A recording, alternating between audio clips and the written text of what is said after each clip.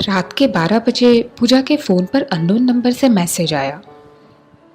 कल स्टेट्स के क्लास के बाद मैं तुम्हारा लाइब्रेरी के पीछे इंतज़ार करूंगा, आदित्य।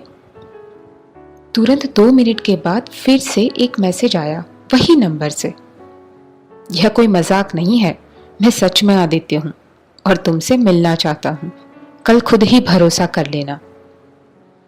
पूजा ने रिप्लाई दिया, अगर तुम सच में आदित्य हो तो यह पहली बुझाओ। एवोगेड्रो नंबर में चौथी और तीसरी डिजिट का संबंध दाएं से बाएं कौन से सदिश को साबित करता है? पूजा को लगा कोई उसके साथ मजाक कर रहा है, जिसकी उसको आदत थी। वैसे आदित्य जैसा इंटेलिजेंट, हैंडसम और रईस ज्यादा लड़का, जिसको इम्प्रेस करने कॉलेज की लड़कियां छोटे से छोटे कपड़े पहन कर आती है, वो भला उसको क्यों मैसेज करेगा? कुछ देर बाद जवाब आया, सदिश 44, और उसके बाद किस स्माइली भेजी थी। पूजा ने रिप्लाई किया जिसमें 2 किस वाली स्माइली थी। पूजा को पता चल गया यह आदित्य ही था, लेकिन वो मिलना क्यों चाहता था आखिर? पूजा को कॉलेज में सब बहन जी कहकर बुलाते थे। पूजा के पापा रेलवे कर्मचारी थे, इसलिए उनकी कमाई सिर्फ घर चलाने भर की ही होती थी। 7 साल की उम्र में उसने अपनी माँ का साया खो दिया। वो छोटे भाई की पढ़ाई का खर्च खुद उठा रही थी। वो 12वीं के बच्चों को मैथ्स और फिजिक्स पढ़ाती थी। पूजा पढ़ने में बहुत तेज थी। 20 की उम्र में उसने कई नेशनल लेवल की मैथ्स की परीक्षाओं में अव्वल किया था।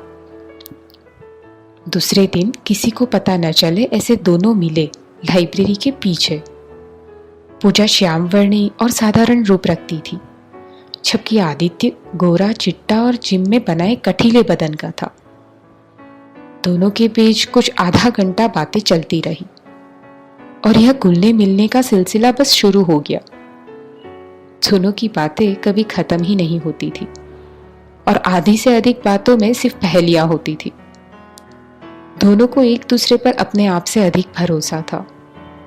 पूरा दिन कॉलेज में लड़कियों के मुंह से सुनी हुई आदित्य को इम्प्रेस कैसे किया जाए की बातें पूजा आदित्य को जब बताती, तब दोनों खूब मिलकर हंसते। पूजा साधारण घर से भले ही थी, लेकिन प्यार करना भी बखूबी जानती थी। उसने सच्चे प्यार को कोई भी तराजू में बांध नहीं रखा था। शनिवार के दिन दोनों कॉलेज बंक करके आदित्य के फार्म हाउस पर जाते और एक दूसरे में खो जाते। देखते ही देखते कॉलेज खत्म होने को आया। आखिर सेमेस्टर में आदित्य ने उसके और पूजा के रिश्ते के बारे में ऐलान कर दिया, जो पूजा कभी नहीं चाहती थी। पूजा हरगिज नहीं चाहती थी कि लोग उसको बहन जी से मैडम कहकर इसलिए बुलाए क्योंकि वो आदित्य के साथ है, लेकिन आदित्य ने उसका भरोसा जीत लिया था। कॉलेज खत्म होते ही दोनों ने कैंपस में आई एमएनसी कंपनियों में नौकरी ले ली। दोनों की शुरुआती कमाई लाखों में शुरू हुई थी। समय आने पर दोनों ने अपने अपने घरों में जाकर यह रिश्ते की बात की। पूजा के पापा को तो भरोसा ही नहीं हुआ, लेकिन बेटी की बात मानकर वो आदित्य के घर आए उसका हाथ मांगने। बरसों से संभाली हुई सिल्क की कमीज पहनी थी आज उन्होंने। आदित्य के घर में परिस्थिति सामान्य नहीं थी। माँ को पूरा भरोसा था आदित्य की पसंद पर, लेकिन उसके पापा सोसाइटी स्टेटस को लेकर परेशान थे। आदित्य ने कुछ भी ड्रामा हो उससे पहले सबके सामने ऐलान कर दिया था, पूजा के अलावा और कोई लड़की मेरी जीवन साथी नहीं बनेगी, आगे आप लोगों की मर्जी। पूजा के पापा का आदित्य के घर में बहुत अपमान हुआ और यह रिश्ते को नकार दिया गया। पूजा और आदित्य दोनों को यही अपेक्षित था, लेकिन उन्होंने एक दूसरे का साथ कभी नहीं छोड़ा। समय बीतता चला गया। 3 साल। पूजा के पापा ने कई लड़के दिखाए और पूजा को अपनी जिंदगी बसा लेने को कहा, पर पूजा ने उनकी एक न सुनी। उसको आदित्य पर खुद से अधिक भरोसा था। यह आदित्य का जबरदस्ती पंजाब मिनिस्ट्री में सक्रिय राजनेता की इकलौती बेटी रूपाली के साथ विवाह कर दिया गया। आदित्य ने पूजा को भरोसा दिलाया कि यह सब जबरदस्ती है, वो यह रिश्ता कभी नहीं अपनाएगा। पूजा को आदित्य पर भरोसा और भी बढ़ गया। आश्चर्य की बात तो यह थी कि आदित्य ने रूपाली को पहले से सारी बातें बता दी थी, लेकिन पैसे, बड़ा खानदान और इतना गुणवान पति वो कैसे जाने देती। उसने यह सोच लिया कि एक बार शादी हो जाए फिर वह यह सब चक्कर से आदित्य को छुड़वा लेगी। रूपाली जितनी खूबसूरत लड़की जब रात को आदित्य के कमरे में आई तो आदित्य ने उठकर अपना बिस्तर गेस्ट रूम में लगा लिया। और ऐसा एक दिन नहीं, 2 दिन नहीं, पूरे 3 साल तक चला। आदित्य ने पूजा से भी शादी करी, जिसको पूजा ने हंसते हंसते स्वीकार किया। आदित्य घर के सभी सदस्यों के सामने शुक्रवार की रात बैग लेकर के निकल जाता और सोमवार की रात काम के बाद ही घर वापस लौटता। वो 3 रातें आदित्य के लिए जीवन में चांदनी समान थी। घर के लोग यह सब देखकर परेशान होते, लेकिन आदित्य के पापा के सामने किसी की कुछ न चलती। वो घर की इज्जत को कभी दांव पर लगाना चाहते नहीं थे। अब तो समाज में भी सब बातें करने लगे थे। रूपाली के इंतजार का भी अंत आ गया था। शादी के बाद से जो सुखी थी वो, उसका रूप श्रृंगार कुछ भी काम नहीं आया था। अब तो चिंता की वजह से उसकी आंखों के नीचे काले धब्बे बनने शुरू हो गए थे। उसके शरीर का भी बेहाल हो गया था। तभी आदित्य के पापा ने एक शनिवार को किसी खास चीज का प्रबंध किया। उस रात उन्होंने रूपाली को अच्छे से तैयार होने को बोला था। रूपाली कुछ समझ नहीं पाई थी। रात के करीब 2 बजे आदित्य का छोटा भाई रूपाली भाभी के कमरे में आया और न चाहते हुए भी उनके साथ जबरदस्ती करके वापस चला गया। रूपाली सदमे के मारे डिप्रेशन में चली गई। एक दिन पूजा आदित्य के घर कुछ खास काम से आई थी। तब उसने यह हादसे के बारे में जाना। वो वैसे ही यह सबसे ऊब चुकी थी। उसको आदित्य से कोई भी शिकायत नहीं थी, लेकिन उससे आदित्य की और रूपाली की हालत देखी नहीं जाती थी। आदित्य का बटा हुआ जीवन उसको काट खाता था। वह अभी भी आदित्य को उतना ही चाहती थी, लेकिन वो मन से हार चुकी थी। 4 साल कुछ कम समय थोड़ी न था।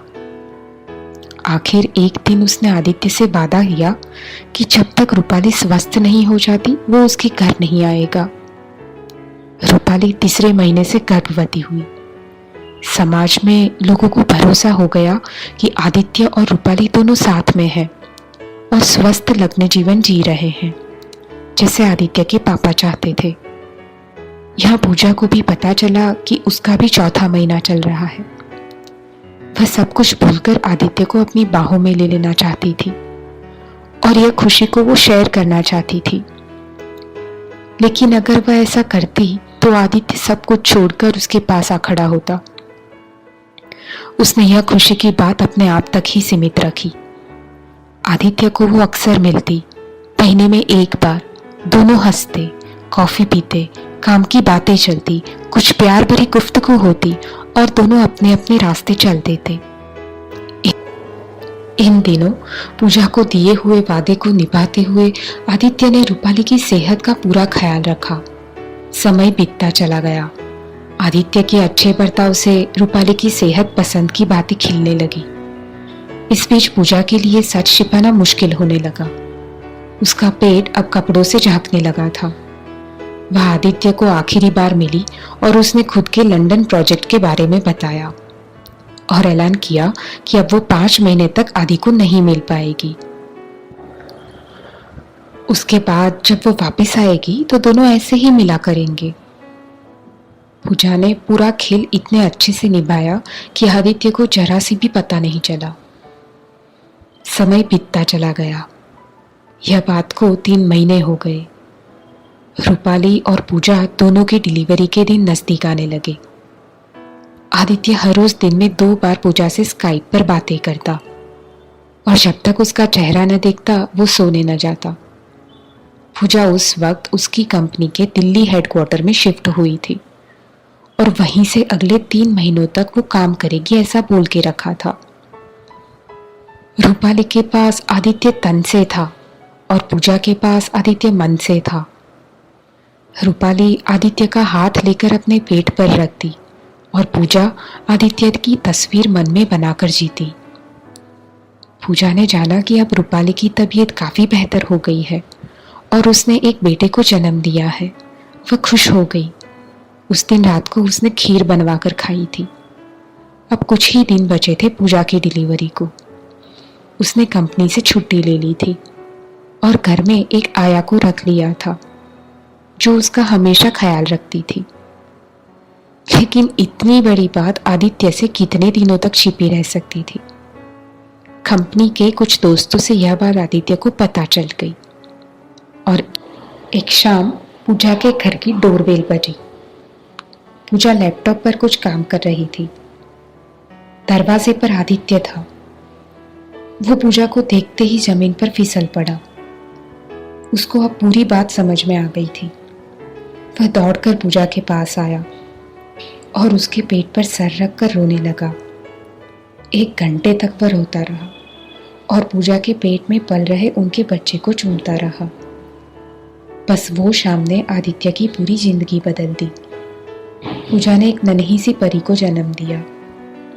आदित्य ने इस बीच घर जाकर रूपाली से माफ़ी चाही और सच्चे प्यार का सम्मान करते हुए रूपाली ने उसको माफ़ कर दिया। एक सुखद समझौता हुआ। रूपाली ने अपनी नन्ही सी जान को आदित्य के हवाले किया और इस झूठी शादी से मुक्ति मांगी। आदित्य ने जैसा रूपाली चाहती थी वैसे ही किया और रोते हुए माफ़ी मांगी उससे भी। वह माँ के आशीर्वाद लेकर दिल्ली आ बसा।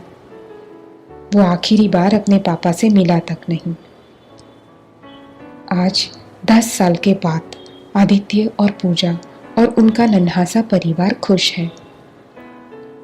रूपाली ने अपने जीवन की नई से शुरुआत की।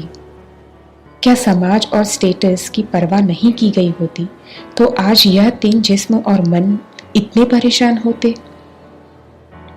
सच्चे प्यार को चाहे कितना भी तोड़ने मरोड़ने की कोशिश की जाए, क्या वह संभव है? क्या समय पर चीजों को छोड़ देना हमेशा इच्छित परिणाम देता है? समय सिर्फ यादों को भुला पाता है, पर सच्चा प्यार क्या इतना कमजोर हो सकता है?